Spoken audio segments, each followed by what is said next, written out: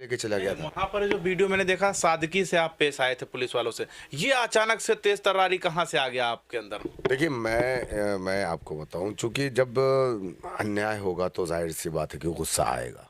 शौकत साहब, जब अगर देखा जाए तो आप लोग कहते भी हैं कि मजलूमों के साथ मजलिस है, लेकिन अब मुद्दे पर आ जाते हैं कि अखिलेश यादव आखिर क्यों नहीं ले रहे हैं आप?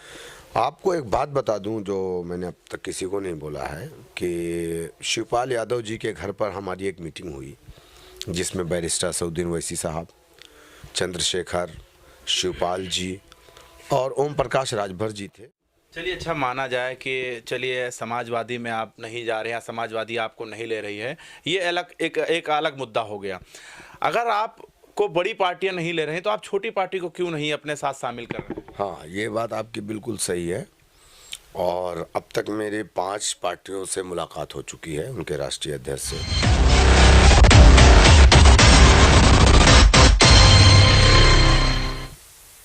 यूपी में चुनावी रणभूमि की अगर बात किया जाए तो इस वक्त सारे नेता तैयार हैं। 2 दिन पहले एक मामला आया है, ऑल इंडिया मजलिस इत्तेहादुल मुस्लिमीन के ऊपर आरोप लगाया गया पुलिस द्वारा, यानी फारुखाबाद पुलिस द्वारा, कि पाकिस्तान के नारे लगाए गए। और जिस तरीके से अखिलेश यादव जी ने कह दिया है कि गठबंधन में मजलिस को नहीं लिया जाए, इन सभी मुद्दे पर बात करने के लिए हमारे साथ जनाब शौकत साहब हैं जो प्रदेश अध्यक्ष हैं। सबसे पहले तो फारुखाबाद पर बात किया जाए कि आखिर क्यों आप पर आरोप लगाया गया, पाकिस्तान का नारा आखिर किसने लगाया? कि असल में क्या है कि उत्तर प्रदेश की जो पुलिस है ना, उनके जहन में हमेशा पाकिस्तान चलते रहता है। किसी मुसलमान को देख करके वो महसूस करते हैं कि ये पाकिस्तानी आ रहा है। पाकिस्तान से हमको क्या लेना देना है? जब इंसान के जहन में ये बात पहले से चलती है तो उसको हर सुनने वाली चीज़ उसको वही सुनाई देती है। वहाँ पे जो नारे लगाए गए थे उसमें कहा माजिद हुसैन जिंदाबाद, वारिस पठान जिंदाबाद, तो वो वारिस पठान को पाकिस्तान से जोड़ दिया। बहरकैफ वहाँ पे ऑलरेडी पहले से अल्हम्दुलिल्लाह 4-5 पोर्टल वाले मीडिया के लोग मौजूद थे, जिन लोगों ने थाने में एसएचओ के सामने ये बात कही कि हम 4 घंटे की रिकॉर्डिंग पूरे प्रोग्राम की हमारे पास है, हम वहाँ मौजूद थे, हमारे पास तो ऐसा कोई रिकॉर्ड नहीं है कि वहाँ पे इस तरीके के नारे लगे हों। बहरकैफ ये एक तरीके से प्री प्लान, एक साजिश के तहत मजलिस इत्तेहादुल मुस्लिमीन को और मुसलमानों को बदनाम किया जा रहा है।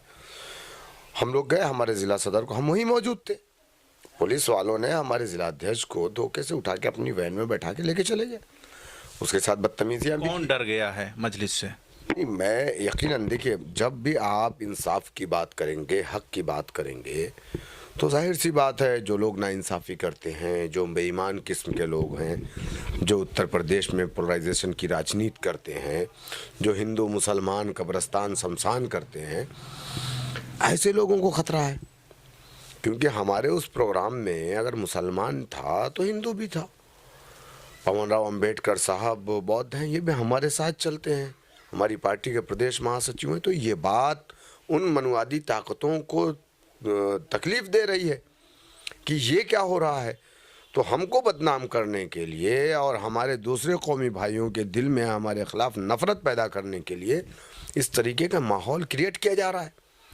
हमारे ज़िला सदर को उठा ले गए, हम थाने गए, मैं था, मेरे साथ एक सिमर माजिद हुसैन साहब थे। हम गए, हमने पूछा कि भाई बगैर जांच के आप इस तरीके की हरकत करेंगे, हम इसको कतई बर्दाश्त नहीं करेंगे। हम सपा बसपा कांग्रेसी नहीं है कि हम तुम्हारे द्वारा लगाए गए गैर ज़रूरी, मतलब जिसका कोई वजूद ना हो, इस तरीके के इल्ज़ामात पर हम माफी मंगवा लिया आखिर आपने? हम बिल्कुल गलत उन्होंने गलत किया तो जाहिर सी बात है, उनको गलती का जब एहसास हुआ, मैंने कप्तान से बात किया, कप्तान का मेरे पास फ़ोन आया, कप्तान ने मुझसे कहा कि शौकत भाई देख लीजिए, ठीक है वो गलती हो गई। एसएचओ ने कहा कि हाँ मुझसे गलती हुई। असद साहब कहते भी हैं कि उत्तर प्रदेश में हम कुछ लेने नहीं आए हैं, बल्कि वहाँ लीडर तैयार करने। तो अब लगता है लीडर तैयार हुए, जिस तरीके से बेबाकी से लड़ाई लड़ी जा रही थी वहाँ पर फारुखाबाद में, वीडियो वायरल हुआ, तो लगता है लीडर अब तैयार हो गए उत्तर प्रदेश के? देखिए, यकीनन जब तक किसी भी समाज की लीडरशिप डेवलप नहीं होगी, जब तक उस समाज को इंसाफ नहीं मिलेगा। आपको मालूम है, इसके पहले कासगंज में मार दिया गया था अल्ताफ़ को, बहुत सारे मुस्लिम नेता थे, अगर वो चाहते अगर वो वक्त से पहले पहुंच जाते तो शायद अल्ताफ़ की जान न जाती। तो पुलिस कस्टडी में जो मुसलमानों की मौत हो रही है उसका ज़िम्मेदार वो नाम नहाद मुस्लिम लीडर है, जो मुसलमानों के वोटों से एमपी और एमएलए बनते हैं, लेकिन मुसलमानों के ऊपर हो रहे जुल्म और अत्याचार अन्याय पर खामोश रहते हैं और मुसलमानों को मार दिया जाता है, कहीं पुलिस कस्टडी में, कहीं लिंचिंग में। लेकिन अब मजलिस इत्तेहादुल मुस्लिमीन पहले दिन से सन 2013 से मैं काम कर रहा हूँ, हमने बहुत सारे इशू को लेकर के, हमारी इसके पहले भी शायद आप लोगों ने एक वीडियो देखा हो कि आजमगढ़ के अंदर फूलपुर में रात 2:30 बजे कोतवाली में पहुंच करके मैंने कोतवाल से के सामने 6 लोगों को उठा करके लेके चला गया था। वहाँ पर जो वीडियो मैंने देखा, सादगी से आप पेश आए थे पुलिस वालों से, ये अचानक से तेज तर्रारी कहाँ से आ गया आपके अंदर? देखिए, मैं आपको बताऊं, चूँकि जब अन्याय होगा तो जाहिर सी बात है कि गुस्सा आएगा, गलत होगा तो गुस्सा आएगा। और हमारे मेयर साहब हैं, वो तो खैर मेयर साहब को के बारे में सारे लोग, साहब भी तो इस वक्त चर्चे में बने हुए हैं, उत्तर प्रदेश की सियासत में। अब मुसलमान उनकी तरफ बहुत ही निगाह गड़ा कर देख रहा है। देखिए, यकीनन माजिद हुसैन साहब एक काबिल तरीन मजलिस इत्तेहादुल मुस्लिमीन के लीडर हैं और इसीलिए उनको इतनी बड़ी जिम्मेदारी दी गई है। उनको आपको शायद नहीं मालूम हो कि वेस्ट बंगाल, बिहार, झारखंड और उत्तर प्रदेश का प्रभारी मजलिस इत्तेहादुल मुस्लिमीन ने उनको बनाया। 5 राज्य के। यस। तो अब आप अंदाज़ा कर सकते हैं कि माजिद हुसैन के अंदर क्या काबिलियत है, क्या सलाहियत है कि मजलिस इत्तेहादुल मुस्लिमीन ने इतनी बड़ी जिम्मेदारी उनको दी है। बैरिस्टर असदुद्दीन ओवैसी साहब का भरोसा उन पर है और उन्हें उम्मीद है कि माजिद हुसैन इंशाअल्लाह ताला जिस तरीके से उन्होंने बिहार में रह करके और अपनी मेहनत से 3 महीना लगातार वो बिहार में रहे और आना जाना तो हमेशा रहता था, और एक बड़ी कामयाबी बिहार में हम कह सकते हैं कि मजलिस इत्तेहादुल मुस्लिमीन को मिली, जो जनाब माजिद साहब हुसैन। शौकत साहब, जब अगर देखा जाए तो आप लोग कहते भी हैं कि मजलूमों के साथ मजलिस है, ये बात तो सच है, लेकिन अब मुद्दे पर आ जाते हैं कि अखिलेश यादव आखिर क्यों नहीं ले रहे हैं आपको? जो मैंने अभी आपसे कहा ना कि अखिलेश यादव हूँ या बहन जी हूँ, ये बिल्कुल नहीं चाहते हैं कि मुस्लिम लीडरशिप डेवलप होने पाए, और बैरिस्टर असदुद्दीन ओवैसी साहब यही चाहते हैं कि मुसलमानों का पॉलिटिकल एम्पावरमेंट होना चाहिए और हर समाज का होना चाहिए। यही हमारा जो दलित समाज है, जब तक इनकी अपनी पॉलिटिकल पार्टी नहीं थी, इनके साथ कितना उत्पीड़न हुआ, गले में इनके मटकी डाली गई, इनके पीछे झाड़ू बांधे गए कमर में ताकि इनके कदमों के निशान ना रहे, इनको पानी नहीं लेने दिया जाता था नल से, इनकी बहन बेटियों के साथ बलात्कार होते थे। 131 एमपी हिंदुस्तान की पार्लियामेंट में हमेशा दलित होता है, SC ST के लिए रिजर्व है वो सीट, बावजूद उसके आज़ाद भारत में ये काम हुआ दलितों के साथ, ये जुल्म या अत्याचार नाइंसाफ़ी हुई। दलितों का मुकद्दर बन गया था कि सुबह उठ करके वो अपने घर की नहीं बल्कि दूसरे के घरों की गंदगी को साफ करता था। हम ये जानना चाह रहे हैं, जब आपके सहयोगी ओम प्रकाश राजभर जो है समाजवादी में पहुंच गए, अब अटकलें क्यों आ रहे हैं? देखिए, ओम प्रकाश राजभर जी हमारे सहयोगी नहीं थे।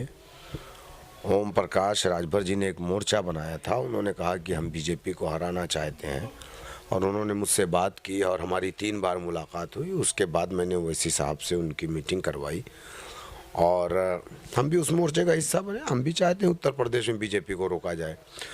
आपको एक बात बता दूं जो मैंने अब तक किसी को नहीं बोला है कि शिवपाल यादव जी के घर पर हमारी एक मीटिंग हुई जिसमें बैरिस्टर असदुद्दीन ओवैसी साहब, चंद्रशेखर, शिवपाल जी और ओम प्रकाश राजभर जी थे और आपके द्वारा मीटिंग कराई गई थी। जी हाँ, और मैं भी था उस मीटिंग में। बंद कमरे में हमारी बात हुई, मुलाकात हुई।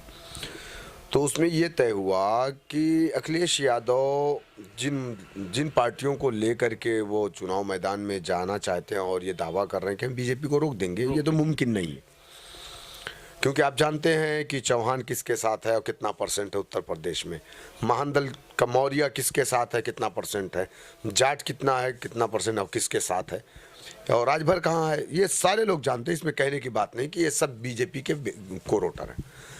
तो ये बात हुई कि हम अखिलेश जी से बात करेंगे कि मुसलमानों का 20% वोट ना बिखरे, इसके लिए आप अलायंस करिए MIM पार्टी से और मोर्चा, ठीक है, आप एमआईएम को अगर सीट नहीं दे सकते हैं तो आप मोर्चे को दे दीजिए, मोर्चा उसमें जो है सीटों का बंटवारा कर लेगा, तकसीम कर लेगी, बिल्कुल। यस, उसमें हम बांट लेंगे। तो उसमें राजभर जी ने कहा कि ठीक है मैं बात करता हूँ। शिवपाल जी ने कहा कि मैं भी कोशिश करता हूँ बात करने की, हालांकि मेरा फ़ोन नहीं उठाते अखिलेश यादव। शिवपाल जी ने कहा, जी हाँ, शिवपाल जी ने कहा कि मेरा फ़ोन नहीं उठाते हैं। चीजें हैं सियासत से हटके। भाई देखिए, यही तो मसला है, यही तो मुसलमानों को समझना पड़ेगा कि फिर उसके बाद जो है ओम प्रकाश राजभर जी ने कहा ठीक है मैं जाके बात करता हूँ, क्योंकि पहले भी वो 3-4 बार मिल चुके थे। तो ये गए और मुलाकात किया इन्होंने। अब मुझे नहीं मालूम वहाँ जाने के बाद इनके ऊपर गंगा जल छिड़क दिया या गौमूत्र का छिड़काव किया अखिलेश यादव ने। अब मुझे नहीं मालूम क्या किया ओम प्रकाश जी के साथ। ओम प्रकाश जी जो है, हम पूरे मोर्चे को छोड़ करके वो अखिलेश यादव की गोद में जाके बैठ गए। अब ये कौन सी प्लानिंग थी मुझे नहीं मालूम। बैर मैं अगर ये कहूँ कि राजभर जी एक नचनिया की मानिंद है। मेरा मकसद वो नचनिया नहीं है जो लेडीज बन करके, हाँ, मतलब वो इस तरीके से, मतलब इधर से उधर इधर नाच नाच के। 2019 साल हो गया ओम प्रकाश राजभर को पार्टी बना करके। बीजेपी से इन्होंने अलायंस किया तो 4 सीट जीत करके आए थे। और किस पार्टी में नहीं रहे वो, बीएसपी में रहे वो, अपनी पार्टी बनाई, बीजेपी में गए, अब समाजवादी पार्टी में गए, हमारे साथ भी कुछ दिन रहे। मुख्तार अंसारी साहब की पार्टी कौमी एकता दल के साथ भी 10 साल रहे वो। तो अब देखिए आगे क्या होता है। चलिए, अच्छा माना जाए कि चलिए समाजवादी में आप नहीं जा रहे हैं, समाजवादी आपको नहीं ले रही है, ये अलग एक अलग मुद्दा हो गया। अगर आपको बड़ी पार्टियां नहीं ले रहे हैं तो आप छोटी पार्टी को क्यों नहीं अपने साथ शामिल कर रहे हैं? हाँ, ये बात आपकी बिल्कुल सही है। और अब तक मेरे 5 पार्टियों से मुलाकात हो चुकी है, उनके राष्ट्रीय अध्यक्ष से। जैसे मैं पार्टी का नाम अभी डिस्क्लोज नहीं करूँगा। लोग देखना चाह रहे हैं, सुनना चाह रहे हैं। नहीं, आप बिल्कुल सुनना चाह रहे हैं। हम लोगों ने जिसको अपने साथ बैठाया उसको, अखिलेश यादव ने उसको बुला करके गंगा जल का छिड़काव कर दिया। तो अभी हम उसको, जब तक हमारी, मतलब डर रहे हैं आप? ना, मैं डर नहीं रहा हूँ, मैं डर नहीं रहा हूँ। धोखा देखिए, एक चीज़ होती है आमने सामने, एक होता है पीठ पीछे। ना हम पीठ पीछे कुछ करते हैं, हम जिसको बोलते हैं सामने से बोलते हैं, जिससे लड़ते हैं सामने से लड़ते हैं। क्योंकि बहुत सारी ऐसी पार्टियां हैं जो बीजेपी को रोकना चाहती हैं, छोटी पार्टियां। देखिए, रणनीति का हिस्सा भी हो सकता है कि मैं अभी डिस्क्लोज ना करूं उसको। अभी हम लोग जब तक सीटों की शेयरिंग नहीं हो जाती है, जिन चीज़ों को लेकर के विवाद होता है अक्सर, हम वो काम पहले ख़त्म कर लेना चाहते हैं।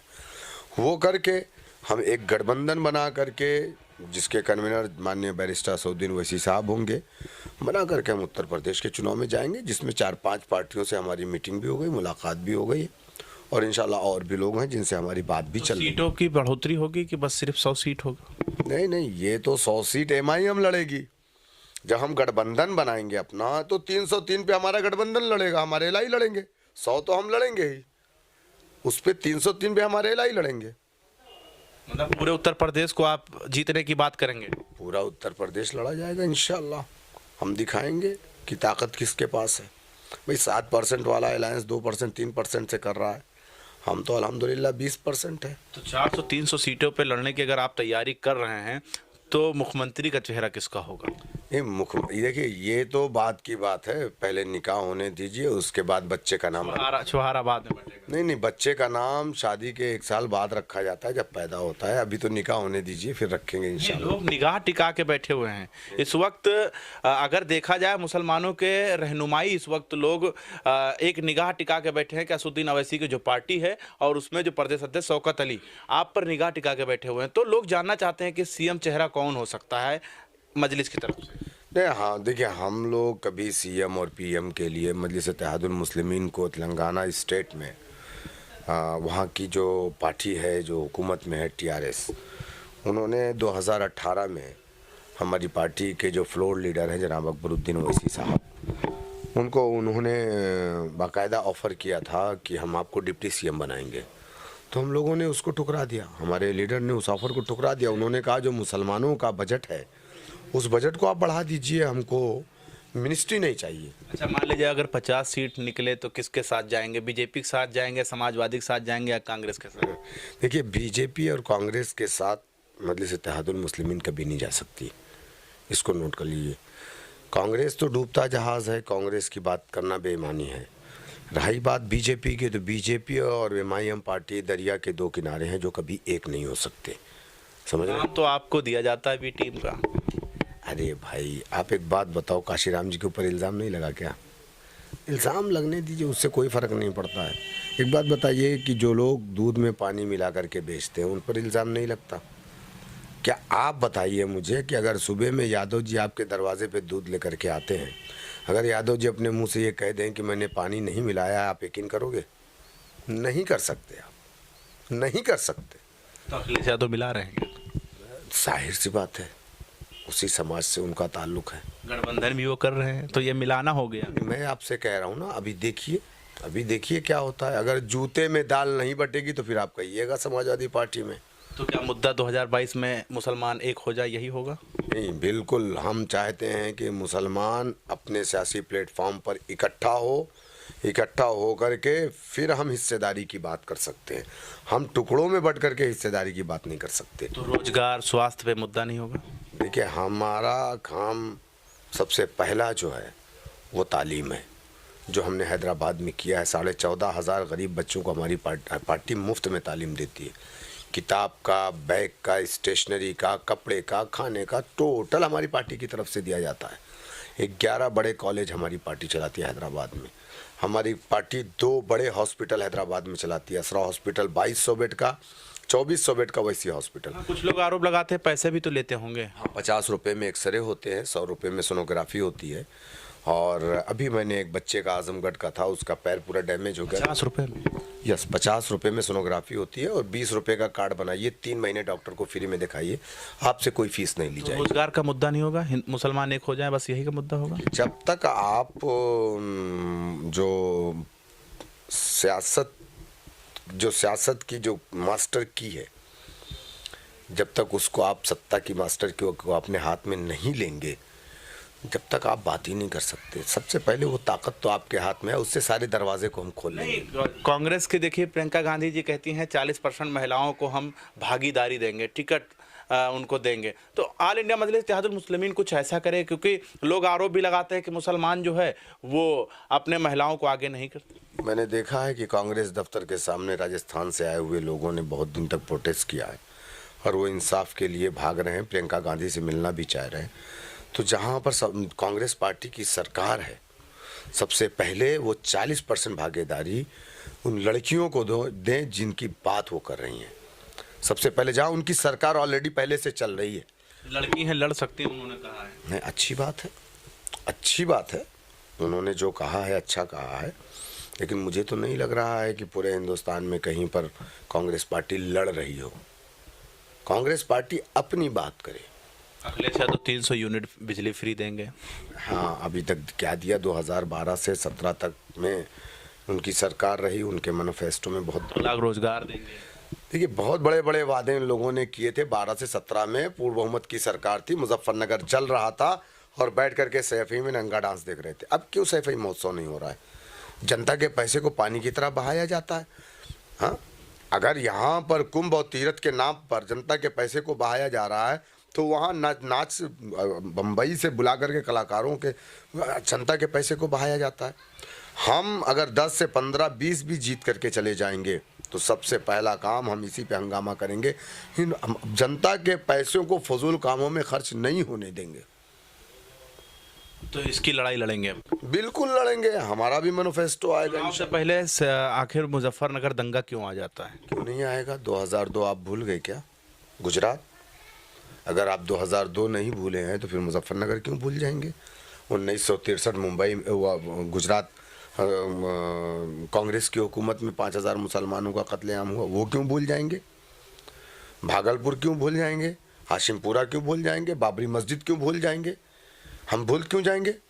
मुसलमान अपनी तारीख को नहीं भूलता है, और जिन जिन लोगों ने मुसलमानों के साथ धोखा किया है वो सफ़े हस्ती से मिट गए। तो चुनाव का पैटर्न जो है मुजफ्फरनगर नहीं, चुनाव का पैटर्न मुजफ्फरनगर नहीं, हम उन्होंने जो किया है हमारे वोट लेकर के हमारे साथ, जाहिर सी बात है आवाम को हम बताएंगे। बहुत बहुत शुक्रिया बात करने के लिए। तो ये थे जनाब शौकत अली साहब, प्रदेश अध्यक्ष ऑल इंडिया मजलिस इत्तेहादुल मुस्लिमीन से। उत्तर प्रदेश से जुड़ी हुई जो भी सियासत के सवाल थे, हमने पूछा, उन्होंने बेबाकी से जवाब दिया। देखते रहें 24 तक न्यूज़। कैमरामैन चांद के साथ मैं मोहम्मद ज़ैफ, लखनऊ।